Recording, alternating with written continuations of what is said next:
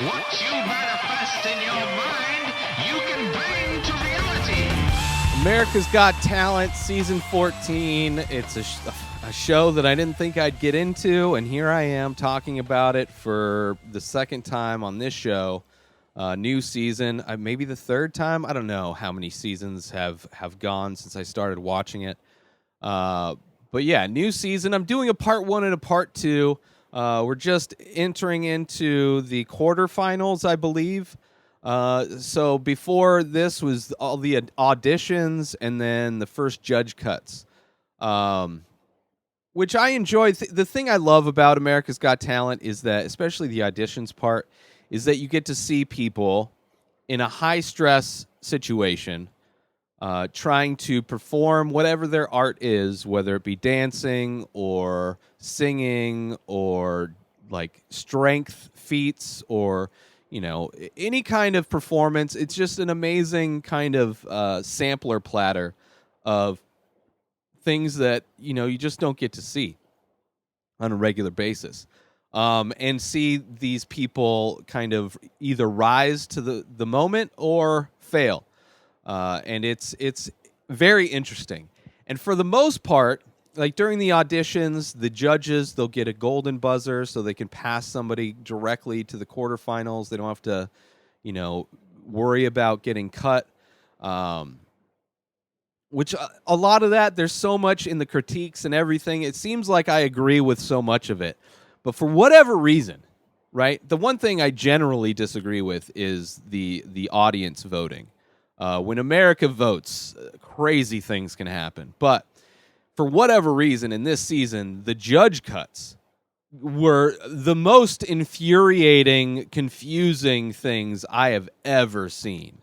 Where you have, like, just amazingly talented people get just dumped on, and then people who consistently fail and do bad keep, you know, succeeding. And it is mind-blowing why that happens. And I have a feeling some of that is these judges trying to, I don't know what they're doing.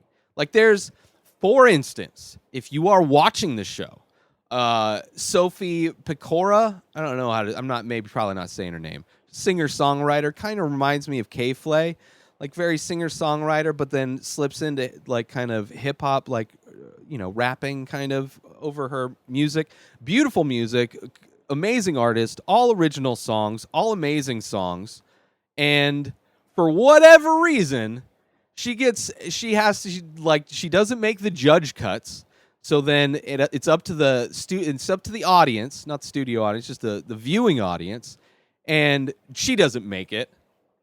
Charlotte Summers, same thing, although Charlotte Summers, amazing performance, and then after her performance, for whatever reason, they didn't like the song choice and said it was just too adult for them, which is fine. I mean, it is kind of weird seeing children kind of acting like adults, but she, like, talent-wise, probably one of the most amazing singers, right? Compared to an Ashley Burns, who consistently cannot sing to music. Every time she has music behind her singing, it is horrible.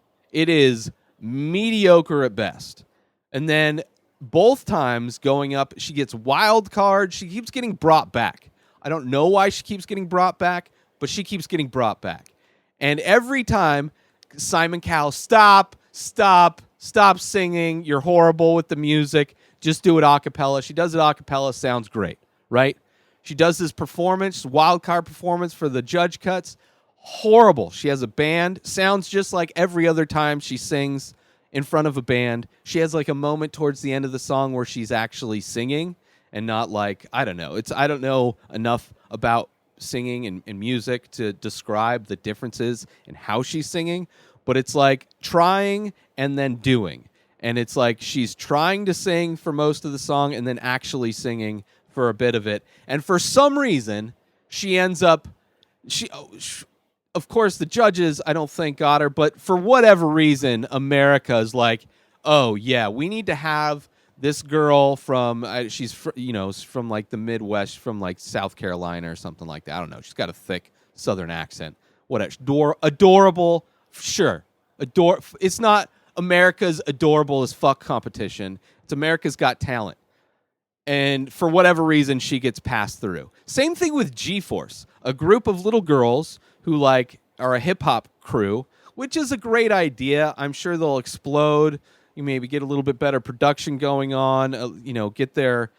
I would imagine if they were to lay down their vocals first and then during the performance lip sync the vocals, will be their best bet moving forward as like an act. But just very mediocre as far as just being able to understand what they're saying. It's kind of that same Ashley Burns thing where they're just trying so hard, where they're not really using their voices properly. And they kept getting moved a lot. Like, there are just mind-blowing acts that are moving forward where, like, the future of music is just completely ignored. Like, Sophie was a golden buzzer, and then the next round, it was like, why is she having to go to America to judge on this? It was just like watching the judge cuts for me just blew my mind. Because for the most part, the judges are pretty level-headed when they make their choices about who's, good and where the potential is and, could it be a good show? And in this one, I mean, there's a lot of kids in this one. I don't know if it's overly more so than normal, but a lot of like young girls that are participating in this, and then just keep like I get you don't want to hurt people's feelings, but like you can't. Yeah, like G-Force. Eventually, they didn't. I don't think they made it through. But the fact that Ashley Burns got brought back as a wild card, and that she's moving on, the same time that like Charlotte Summers and Sophie are not, it is amazing. There's one other guy that's he's like autistic and he plays the piano, and it was gorgeous. His first performance I thought was better than the second performance, but it is just, that's powerful stuff. That's stuff that's like, I love the show because those moments, seeing these kids and these people, grown adults and older people, go up on stage, for a chance to show the world what they can do, and to see some of the people that actually rise to the occasion. It releases all of the chemicals in the brain, gets me choked up, gets me all inspired. It's just one of those shows where I really like it. But with some of these, once they start cutting people out, once they go to the voting of America's Got Talent audience, it's just like you could tell that the Midwest is hardcore in this voting, and I don't know what they're going for, but it is sad. It is so sad. It is like the most offensive thing that Ashley Burns. I'm sure she would cry her eyes out if she saw this. Not that she should care what my opinion is on anything.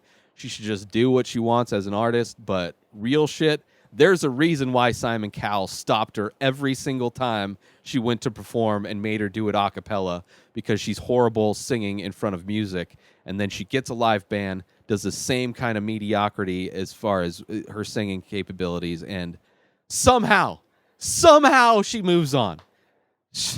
It is fucking weird, man. But that's all I got to say. I'm going to recap the final after, see who wins this season of America's Got Talent. And I'll be back with a part 2 later.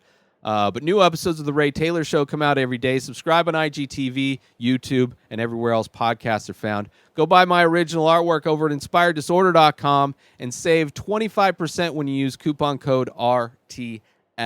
At Ray Taylor for me on all social media. Have a wonderful day, everybody. Peace out!